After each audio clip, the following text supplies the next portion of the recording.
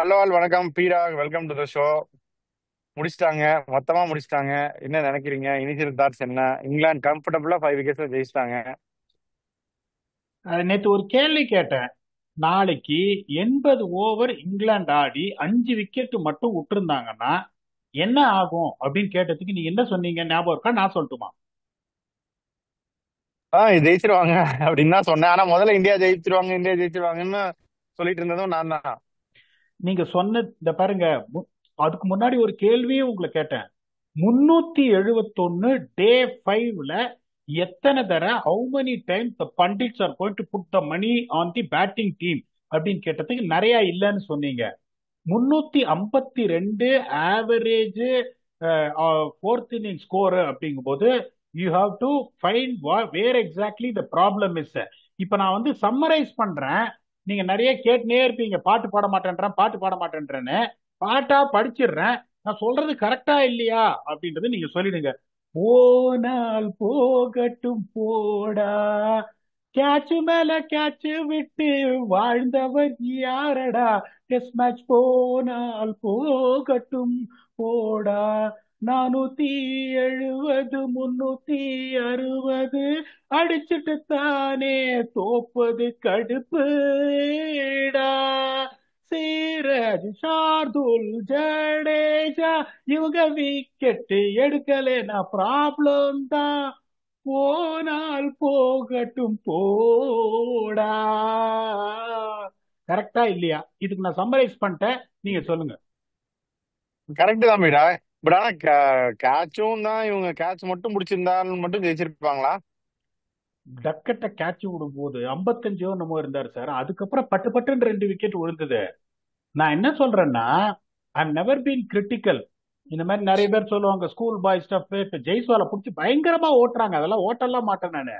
இந்த மாதிரி ஒரு சுச்சுவேஷன்ல ஒரு ஃபீல்டர் கிட்ட நீங்க என்ன சொல்லணும்னா, அவன் எல்லா பாலையும் அடிக்கிறாங்கும் போது எல்லா பாலும் உங்ககிட்ட வரும்ன்ற மாதிரி ஆன்டிசிபேட் பண்ணி நில்லுன்னு. ரெண்டாவது, ஒரு ஸ்ட்ராட்டஜி நம்ம சொன்னோம். நம்ம சொன்னது எல்லா நாளும் கரெக்டா எல்லாம் இருந்தது இல்ல. அதாவது அவன் வந்து பவுண்டரி அடிக்கிற மாதிரி ஏமாத்துறவன், அவன் பவுண்டரி அடிக்கிறவன் கிடையாது. டப்பு டிப்புன்னு 2 வீசிட்டு 1 2 1 2ன்னு எடுப்பான். அதனால ஜடேஜாவை தவிர மற்ற யாருக்குமே ஃபீல்ட ஸ்ப்ரெட் பண்ணாதீங்க, ஒன் டே ஃபீல்டு வச்சு அவனை இருக்குங்க அப்படின்னு சொன்னோம். ஒரு ஸ்டார்ட் கொடுக்குறேன் பாருங்க. 373 ரன் அடிச்சிருக்காங்க செகண்ட் இன்னிங்ஸ்ல. அதுல எவ்வளவு ரன் பவுண்டரியில வந்திருக்குன்னா 166 ரன் தான் பவுண்டரியில வந்திருக்கு. 200 ரன் ஒன்ஸ் டூஸ் அண்ட் த்ரீஸ்ல அவங்க அடிச்சிருக்காங்க. ஓவரால் ரன் ரேட் பாத்தீங்கன்னா 4.54. இப்ப நீங்க ரூட் மாதிரி ஒரு ஆள்லாம் அடிக்க மாட்டாரியா? இப்படி இப்படி அந்த டக்கெட் மாதிரி ஒரு கில்லாடி நான் பார்த்ததே கிடையாது. டப்பு டிப்புன்னு பவுண்டரி அடிச்சுட்டு உங்களை பயமுடுத்திட்டு இங்க நிறுத்திட்டு ஒண்ணு ஓடுறது, அங்க நிறுத்திட்டு ஒண்ணு ஓடுறது. இப்ப ஷார்துல் தாக்கூரை பத்தி நம்ம சொன்னோம். ஓகே, அந்த மாதிரி பாலுக்கெல்லாம் விக்கெட் அந்த எடுத்தா. விக்கெட் பாத்தீங்களா? Brook wicket down the leg side. அதுதான் typical average Shardul Thakur behaviour. இப்ப நான் வந்து உங்களை கேட்கிறேன், இதே ஷார்துல் தாக்கூர் ஒரு 17 ஓவர் ஃபர்ஸ்ட் இன்னிங்ஸ்லயும் செகண்ட் இன்னிங்ஸ்லயும் போலிங் போட்டிருந்தா என்ன நடந்திருக்கும்னு நான் உங்களுக்கு கேட்கிறேன், நீங்க சொல்லுங்க. ஒன்னா இல்ல ரெண்டு ஓசி விக்கெட் விழுந்திருக்கும். கடைசியில சொன்னீங்க பாருங்க, அதுதான் உங்க எக்ஸ்பர்டீஸ். ஓசி விக்கெட் புரூக்க எடுத்தாரு பாருங்க விக்கெட். அந்த மாதிரி உலகத்திலேயே எவனாலும் விக்கெட் எடுக்க முடியாது அந்த மாதிரி பால்கெல்லாம். அதுதான், அந்த அது மாதிரி பரம ஓசி, அதான் சொல்றேன். நான் என்ன சொல்றேன், அவருக்கெல்லாம் நீங்க வந்துட்டு நான் பிரசித் கிருஷ்ணாக்கு ஃபீல்ட ஸ்ப்ரெட் பண்ணாத, சிராஜுக்கு ஃபீல்ட ஸ்ப்ரெட் பண்ணாத. அது நம்ம தான் ஓசிங்கிறோம். அது அது பென் ஸ்டோக்ஸ் எடுத்தாருன்னா இட்ஸ் லெக் சைட் ட்ராப் அப்படிம்பாங்க. அதுதான் சாய் சுதர்சன் அவர் எடுத்தார். ஆனா இவ்வளவு ஒய்டா இல்ல. அதுக்கப்புறம் லெக் சைட் டிராப் பண்ணுவாங்க. அது ஒரு சில கிரிக்கெட்டருக்குலாம் அது வந்து பாவம் சார். அது அதை நீங்க ஒண்ணுமே பண்ண முடியாது.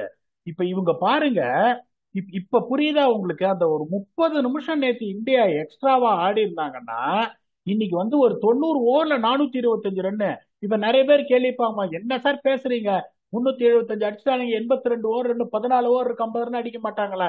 I am telling you again, 370 வேற, 425 வேற.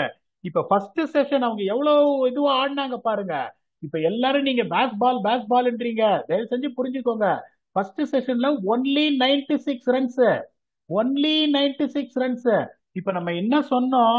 India have got a great chance if they restrict one session less than 100. அதை இந்தியா பண்ணாங்க. அதை நான் இல்லைன்னு சொல்லல. அவங்க எவ்வளவு கில்லாடியா ஃபர்ஸ்ட் செஷனை செட் பண்ணிட்டு அதுக்கப்புறம் பாருங்க செகண்ட் செஷன்ல 152 for 4 எப்படி வந்து உங்களுக்கு ஏத்திருக்காங்க 5.42. இப்ப இந்தியாவோட கதை எப்படின்னா, இப்ப உங்களுக்கு அதுக்கப்புறம் தேர்ட் செஷன்லயும் பாருங்க 104 for 1 at run rate of 4.45.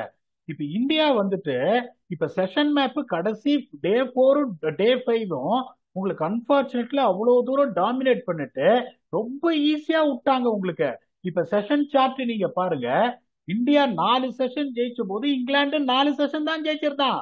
இப்போ என்ன இருக்கு பாருங்க, இந்தியா 4 செஷன், இங்கிலாந்து 8 செஷன், உங்களுக்கு வந்து 3 டிரா இருக்கு. அப்படிங்கும் போது எங்க உங்களுக்கு போயிருக்கு பாருங்க. அதுல இந்தியாவோட பிரச்சனை என்னன்னா 4 செஷன், அதுல 8 செஷன் 10 out of 10.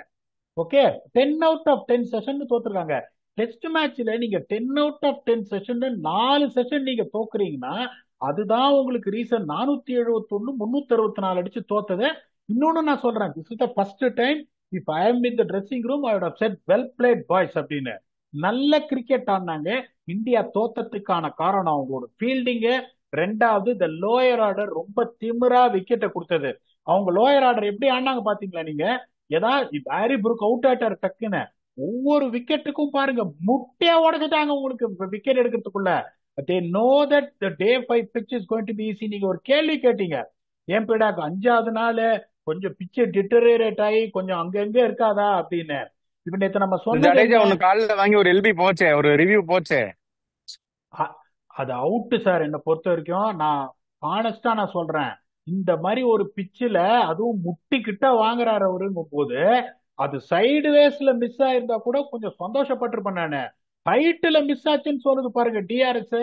நான் ஒத்துக்க மாட்டேன்.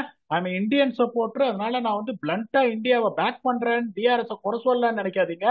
என்னை பொறுத்த வரைக்கும் only God knows how the ball can travels height ways and missing the stumps. அந்த ஆனா சார் அந்த விக்கெட்டையும் கொடுத்திருந்தா கூட ஜெம்மி ஸ்மித் என்ன மாதிரி ஆடினார் பாருங்க, வந்து கிளாசிக்கலா ஆனாரு ஜெம்மி ஸ்மித். அதுக்கப்புறம் இந்த கார்ஸோ வந்து பேட்டிங் ஆடுவாரு, டங்கோ வந்து பேட்டிங் ஆடுவாரு. அவங்க எல்லாம் டக்குன்னு உங்களுக்கு கொடுக்கவே மாட்டாங்க. அந்த செகண்ட் செஷன்ல உங்களுக்கு வெண்டக்கட் அடிக்க ஆரம்பிச்சுன்னு ஃபீல்ட ஸ்ப்ரெட் பண்ண ஆரம்பிச்சாங்க பாருங்க, அங்கேயே வந்து இவங்களோட கதை முடிஞ்சு போச்சு. ஷார்துல் டாக்கூர்னு ஒரு போலரை அவங்க சரியா யூஸ் பண்ணல. அதுக்கப்புறம் டிஎஸ்பி சார் வந்து பேச்சஸ்ல he was good, Prasidh Krishna பேச்சஸ்ல he was குட். ஜஸ்பிரீத் பும்ராக்கு விக்கெட் விழலன்னா 371 3071 இருந்தாலும் உங்களால டிஃபெண்ட் பண்ண இயலாது. சரி, இப்ப வழக்கமா தொன்று தொட்டு விராட் கோலியை குறை சொல்லியிருப்பாங்க இந்நேரம், அவர் இல்ல. தொன்று தொட்டு ரோஹித் சர்மாவை குறை சொல்லியிருப்பாங்க இந்நேரம், அவரும் இல்ல. ஆஷ் பாவம், அவரையும் குறை சொல்லியிருப்பாங்க, அவரும் இல்ல. இப்ப வந்து என்ன பண்றது பிதா? செலெக்ஷன் இப்போ அடுத்து ஷார்துல் தாக்கூர் மேல மஞ்சள் தண்ணியை ஊத்திட்டாங்க. ஆஹ் அடுத்த மேட்சுக்குள்ள அவர் மேலதான் கை வைப்பாங்க. எப்படியும் ஹர்ஷித் ராணா உள்ள வந்துருவாரு. இப்ப என்ன, வேற என்ன நீங்க நினைக்கிறீங்க? வேற என்ன ஃபோர்சி பண்றீங்க? அதாவது இப்ப நீங்க வந்து இப்பயே வந்துட்டு ரவி சாஸ்திரி வந்து கமெண்ட்ரியில சொல்றாரு, this is where team India is missing Virat Kohli. Virat Kohli's aggression.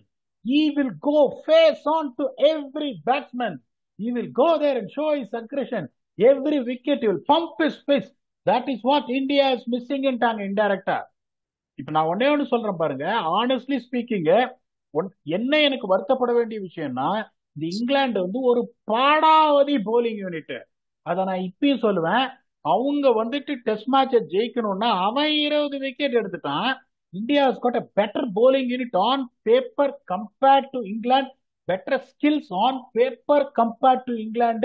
ஆனா இந்தியாவால 20 விக்கெட் எடுக்க முடியலங்கிறது மூவிங் ஃபார்வர்ட் ஒரு பெரிய கைது. பெர்மிங்ஹாம்ல கொஞ்சம் ஏர்லியராகவே பால் திரும்பும். நம்ம அதுக்கப்புறம் வந்துட்டு come back and do the review on that. இங்க வந்துட்டு திரும்பவே லாஸ்ட் டே தான் கொஞ்சம் திரும்பும்னு சொன்னா, இந்த ரஃப் பேச்சஸ்ல பால் திரும்பிச்சு. பெர்மிங்ஹாம்ல ஏர்லியரா ஹெல்ப்ஃபுல்லா இருக்கும். அவங்கள அடிக்கணும்னா ஸ்பின்னை வச்சுதான் நீங்க அடிக்கணும். இப்ப ஒரே ஒரு கேள்விக்குரிய என்னன்னா, இந்த டெஸ்ட் மேட்ச் தோத்துட்டாங்க. ஐயோ இந்த டெஸ்ட் மேட்ச் தோத்தாச்சு, திருப்பியும் பும்ராவை ஆட போறாங்களா, அது எனக்கு பயமா இருக்கும். ஒருவேளை அடுத்த டெஸ்ட் மேட்ச் பும்ராவும் ஆடி தோத்துட்டாங்கன்னா 5-0 ஆயிடும். நான் சொன்ன 3-1 ப்ரெடிக்ஷன் தப்பாயிடும். அதையும் நான் சொல்லிடுறேன் உங்களுக்கு. இப்ப பெரிய டேங்கிள் அவங்க எப்படி மாட்டிட்டு இருக்காங்கன்னா, பும்ராவை ஆடுறதா இப்ப என்ன கேட்டா நான் வந்து 3 சேஞ்ச் பண்ணுவேன். என்ன பீடா 3 சேஞ்ச் பண்ணுவீங்கன்றீங்கன்னு, வேற வழி இல்ல, கிடையாது. பண்ணலாம் பண்ணலாம், தாராளமா பண்ணலாம். இப்ப நான் சொல்ற சேஞ்சஸ் நீங்க ஒத்துக்கிறீங்களா இல்லையான்னு சொல்லுங்க. Because Birmingham will assist spin. Shardul தாக்கூருக்கு பதில குல்தீப் யாதவ் கொண்டு வருவேன். பும்ராவை ரெஸ்ட் பண்ணிட்டு ஹர்ஷதீப் சிங்கை கொண்டு வருவேன். கருண் நாயருக்கு பதில நிதிஷ் ரெட்டியை கொண்டு வருவேன். இப்ப வந்துட்டு உங்களுக்கு ஷார்துல் தாக்கூருக்கு போற அந்த போலிங்க இவர் போட்டுருவாரு நிதிஷ் ரெட்டி. கருண் நாயர் நம்பர் 6 தான் வராரு. நானே உங்களை கேட்டா அவருக்கு இன்னொரு சான்ஸ் கொடுக்கணும். பட் ஹார்சஸ் ஃபார் கோர்சஸ், அந்த ஒரு சீம் அட்டாக் நீங்க விடுறத நிதிஷ் ரெட்டியை வச்சு நான் காம்பன்சேட் பண்ணிடுவேன். பும்ரா இல்ல நான் ஆடுவேன்னு சொன்னா பும்ரா ஸ்டேஸ் ஆன, அப்படி பும்ரா இல்ல அப்படின்னு சொன்னா ஹர்ஷதீப் சிங்கை கொண்டு வருவேன். இதை நீங்க ஒத்துக்கிறீங்களா இல்ல நீங்க யோ நான் சொல்றேன் பிளேயிங் 11 ராணா கமிங் நான் இன் பிளேஸ் சொல்றேன் ஆஃப் சார் அப்படின்றீங்களா? சொல்லுங்க. நான் சொல்லவா? ஷார்துல் தாக்கூருக்கு பதிலா அவங்க நிதிஷ் ரெட்டியை கொண்டு வருவாங்க, ஃபர்ஸ்ட் பாயிண்ட். ஆனா நீங்க சொன்ன மாதிரி குல்தீப் யாதவ் கொண்டு வரதுதான் வந்து sensible, any sensible person will do. அதை வந்து அவங்க பண்ணிட்டா நல்லது. இல்ல இன்னொரு ஹர்ஷதீப் கொண்டு வந்தாலும் நல்லது. That is also sensible move தான். பும்ரா ஆடுறாரு அப்படின்னா they can play both Bumrah and Harshdeep. ஆனா ஷார்துல் தாக்கூருக்கு பதிலா சேஞ்ச் ஒன்னு வந்து ஷார்துல் தாக்கூருக்கு பதிலா நிதிஷ்குமார் ரெட்டி. அதுக்கப்புறம் யாரா வேணா இருக்கட்டும், பும்ரா, சிராஜ், பிரசீத்ல யாராவது ஒருத்தருக்கு பதிலா ஹர்ஷித் ராணா. இந்த 2 சேஞ்ச் தான் பண்ணுவாங்க அப்படின்னு நான் நினைக்கிறேன். பீடா, சொல்லுங்க நீங்க இதை பத்தி நீங்க என்ன நினைக்கிறீங்க?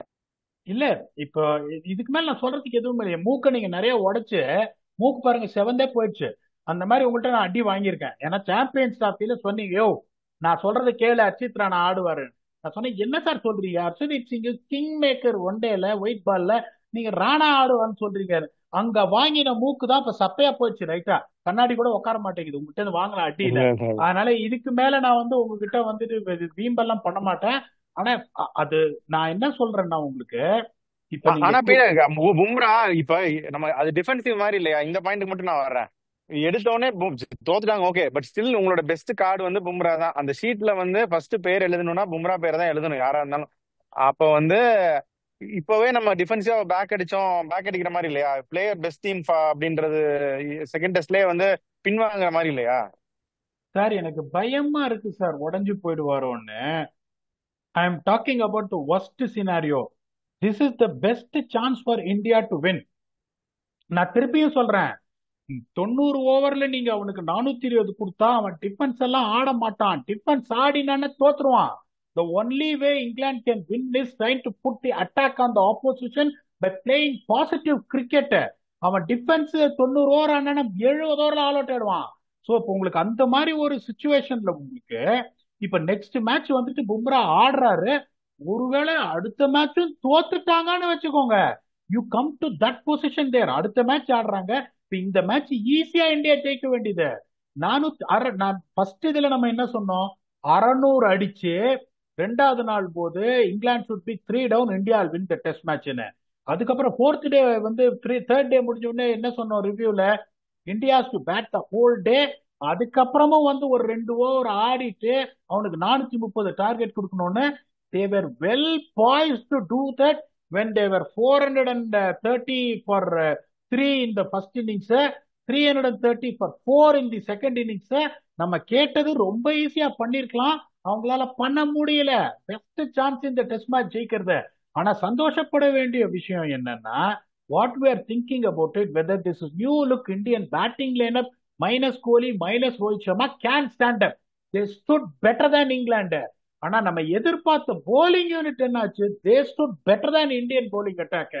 அப்படிங்கும் போது அவங்க எப்படி யோசிக்கணும், how am I going to sharpen my bowling attack based on the conditions. பும்ராவை நீங்க ரெஸ்ட் பண்றதுன்றது நீங்க சொல்ற மாதிரி டெக்னிக்கலி இட் இஸ் பேக் அடிக்கிற டிஃபென்சிவ் மூவ் தான். இப்ப நான் என்ன சொல்றேன், பொன்முட்டையிடுற வார்த்தை, ஒருவேளை அடுத்த மேட்ச் பேட்டிங் கொலாப்ஸ் ஆகி இந்தியா தோத்து 2-0ன்னா அதுக்கப்புறம் என்ன பண்ணுவாங்க, டெஸ்பரேஷன் மோட்ல போய் 3வது டெஸ்ட் அவர் ஆட வைப்பாங்க. 3வது டெஸ்ட்ல ஒரு இன்ஜுரி ஆயிட்டாருன்னா 5-0 வாங்கறதுக்கு சான்ஸ் இருக்கு. எனக்கு அது வேணான்னு நான் யோசிக்கிறேன். பட் நீங்க சொல்ற மூவ் சென்சிபிள் மூவ் தான்.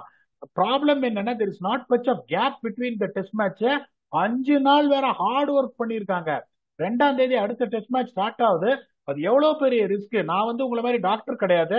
நான் அவர் வந்து நோ பால் போட்டோன்னே பயந்துட்டேன் நானு. நோபால் எப்ப அவருக்கு வரும்னா இந்த ஃப்ரண்ட் லெக் ஹைப்பர் எக்ஸ்டென்ஷன் ரொம்ப ட்ரை பண்ண போய் அப்பதான் நோபால் வரும். அதை பண்ணும்போது தான் அவர் பேக் அடி வாங்க ஆரம்பிக்கும். அதனால அந்த லோடு ஜாஸ்தியாகி திருப்பி ஆடி உடஞ்சு போயிடுவாரோன்னு பயப்படுறேன் நான். சரி ஓகே. ஆனா அவங்க வந்து இப்படி லோவர் ஆர்டர் தான் கான்ட்ரிபியூட் பண்ணல. ஷார்துல் தாக்கூர் மாதிரி ஒருத்தர் ரன் அடிக்கல. அப்ப 8ல வந்து ரன் அடிக்கிற ஒரு ஆள் வேணும் அப்படின்ட்டு திருப்பி நிதிஷ்குமார் ரெட்டியை தான் ஆடுறதுக்கு வாய்ப்பு. இல்ல அதுதான் பிரச்சனை அப்படின்னு சொல்லுவாங்க. இப்ப 8ஆம் நம்பர் வந்து அடிச்சிருந்தா ரன் வந்திருக்கும். அதனால அங்க நிதிஷ் ரெட்டியை போடு அப்படின்னு சொல்லி இது பண்ணிடுவோம். மாப்பிள்ள சொல்றது சே அப்படின்னு ஒரு ஜோக்ல வரும்ல, அந்த மாதிரி பண்ணி உள்ள வந்துருவாருன்னு நினைக்கிறேன். பும்ரா நம்ம என்ன அதுன்னு பாக்கணும் பீடா. சார், இப்போ குல்தீப் உள்ள வரணும்னா ஷார்தூலோட பொசிஷன்ல தான் குல்தீப் வர முடியும். Let us not have any debate on that. அப்படி ஒருவேளை எனக்கு ஃபோர்த் சீமர் தேவைன்னு நினைச்சா then it is Karun Nair or Sai Sudharsan to give away to Nitish Reddy. இன்னொன்னு தெரிஞ்சுக்கோங்க, கருண் நாயர் சக்சஸ் அப்படின்னு எந்த நம்பர்ல அவரோட சக்சஸ் வந்திருக்கு டொமஸ்டிக்ல, நீங்க சொல்றீங்களா நான் சொல்லட்டுமா? டாப் ஆர்டர்ல தான், டாப் 3 அவர் இப்ப இந்த மேட்ச் என்ன பொசிஷன் ஆடினாரு? கீழே தான் விளையாடுறாரு. அதுல கூட நிதிஷ் ரெட்டி ஆடலாம் அவங்க. அதுதான் அதான் நீங்க சொல்றீங்க. அதான் இப்ப நான் வந்து கருண் நாயரை சப்போர்ட் பீடா, பண்ணல. நீங்க கிரிக்கெட் பேசுறீங்க. அதுதான் முன்னாடியே நம்ம பேசிட்டோம். இல்ல சார், நான் சரி கருண் நாயரை ஓகே. நான் கருண் நாயரை சொல்லுங்க. சப்போர்ட் பண்ணல. நான் என்ன கேக்குறேன்னா, Karun Nair is accustomed to score runs at the top of the order even for IPL if you notice. அப்படிங்கும் போது Karun Nair batted out of his position again and not supporting you. I am disappointed with him that he made a comeback after a close to a decade and didn't make use of it on a bloody good batting pitch. நியாயம்னா நியாயத்தை நம்ம சொல்லுவோம். இப்ப இதெல்லாம் ஒருவேளை சின்ன பசங்க கிரிக்கெட்ல எல்லாம் சொல்லுவாங்க பீடா. ஒரு நிமிஷம் அது மட்டும் சொல்லிக்கிறேன். இந்த மாதிரி ஒருத்தன் வந்து காலி பண்ணுன்னு வைங்களேன், பேட்டிங் ஆடுற மாத்தி விடுறது, இந்த இந்த டாப் ஆர்டர் பிளேயரை கீழே ஆடுறது, அந்த மாதிரி எல்லாம் பண்ணுவாங்க. அதுதான் பண்றாங்கன்னு நான் சொல்ல வரல. பட் அவரோட ப்ரிஃபர்ட் பேட்டிங் பொசிஷன் இது இல்லைன்னு நான் சொல்ல வரேன். நான் அதை தான் சொல்றேன். குல்தீப் யாதவ் ஆடியே ஆனும். அவர் ஆடணும்னா ஷார்துல் தாக்கூர் பொசிஷன்ல தான் வரணும். தென் யூ அப்ப நீங்க ஷார்துல் தாக்கூர் பொசிஷன்ல அவர் வந்துட்டாரு. ஏழியரா ஃபர்ஸ்ட் 2.5 days அவ்வளவு பெருசால திரும்பாது. ஆனா கொஞ்சம் அசிஸ்டன்ஸ் இருக்கும். அப்ப யூ வாண்டட் த ஃபோர்த் சீமர்னா உங்களுக்கு ரெண்டு சீமரும் இருக்காங்க. அதை தவிர ஃபோர்த் சீமரா நிதிஷ் ரெட்டியும் வர்றதுக்கான வாய்ப்பு இருக்கு. அப்போ உங்களுக்கு பேலன்ஸ் அடி வாங்காது. இன்னொன்னு பாருங்க, Nitish Reddy was off coloured in IPL. But அவரோட scores in Border Gavaskar trophy in Australia நான் சொல்லட்டுமா, நீங்க சொல்றீங்களா, இல்ல வியூவர் சொல்லுவாங்களா? இந்த லாஸ்ட் டெஸ்ட் இல்ல மேட்ச் பீடா, ரொம்ப நல்லா விளையாண்டாரு. அதுவும் crucial moments he held his nerves together and performed under pressure. அது ரொம்ப ரொம்ப முக்கியம். Showed excellent match awareness and temperament. இப்ப அவர் ஐபிஎல்ல கடைசி 2-3 மேட்ச் போலிங்கும் போட்டார். there was a cloud around his fitness whether he can bowl and he has proved everyone that I'm fit, I can bowl and bowl fast as well. அப்படிங்கும் போது இப்ப நீங்க யோசிக்கிறீங்க, ஷார்துல் தாக்கூரை தூக்கிட்டு அர்ஷித் ராணாவோ இல்ல அர்ஷதீப் சிங்கோ வராங்கன்னு வச்சுக்கோங்களேன், ஐயோ எனக்கு பேட்டிங் அடி வாங்குதுன்றீங்க. ஆனா குல்தீப் யாதவே ஆடி ஆடும் பர்மிங்ஹாம்ல spin எடுக்கும்னா the best solution even though it is harsh they have to think about it. Okay, Karun நாயருக்கு நான் இன்னொரு சான்ஸ் கொடுக்குறேன்னா, மனசை கல்லாக்கிட்டு சாய் சுதர்ஷன் தம்பி உனக்கு நிறைய சான்ஸ் இருக்குன்னு சொல்லிட்டு கருண் Nair should bat at number 3 in possession of that. Nitish Reddy should bat at number 6 at the position where he has delivered for India. You have got Kuldeep Yadav. Then the decision has to be made on Bumrah whether he can take another load of 5 days. இந்த team all of a sudden உங்களுக்கு better பேலன்ஸ்டா தோணுதா இல்லையா? கண்டிப்பா பீடா, அதான் it looks better. பாப்பா என்ன ஆகுதுன்னு, என்ன டெவலப்மெண்ட்ஸ் இருக்கு, ஃபிட்னஸ் இதெல்லாம் வரும் இன்னும் as we get closer to the match.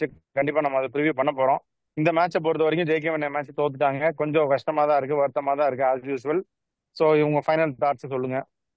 Sir, நான் திருப்பி நேத்தே உங்களுக்கு ஒன்னே ஒன்று சொன்னேன். நாளைக்கு இந்தியா 371 கன்சீட் பண்ணாலும் ஐ வில் பி ஹாப்பி அப்படின்னு. Because I know that they are going to concede that. Honestly speaking, that is why I gave edge to them only because how the pitch is going to play and the style of play for England and India's defensive field position giving away easy ones, twos and threes. அதனால சொன்னேன் ஒழிய India played very good cricket. நியூசிலாண்டோட ஆடினாங்க பாருங்க, மண்ணை கவினாங்க பாருங்க, கேவலமான கிரிக்கெட் ஆடினாங்க. ஆஸ்திரேலியாவோட they played poorly honestly speaking. நல்ல கிரிக்கெட் ஆடி தோத்தாங்க. ஏன் அப்படின்னா, ஒன்னு உங்களுக்கு டீம் செலக்ஷன், ரெண்டாவது யூசேஜ் ஆஃப் ஷார்துல் தாக்கூர், மூணாவது இந்த லோயர் ஆர்டர் கொலாப்ஸ், நாலாவது ஃபீல்டிங்.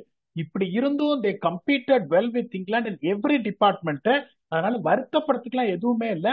விக்கெட் போனா ஒரு கேள்விக்குறின்ற மாதிரி இப்ப பும்ரா ஒரு கேள்விக்குறி. அடுத்த மேட்ச் என்னன்னு பாப்போம், என்ன நடக்குதுன்னு டீடைல்டா ரிசர்ச் பண்ணிட்டு next episode is going to be Birmingham test 2 preview with your very own octopus whether India can come back and square the series. Until then, thanks a lot and bye bye.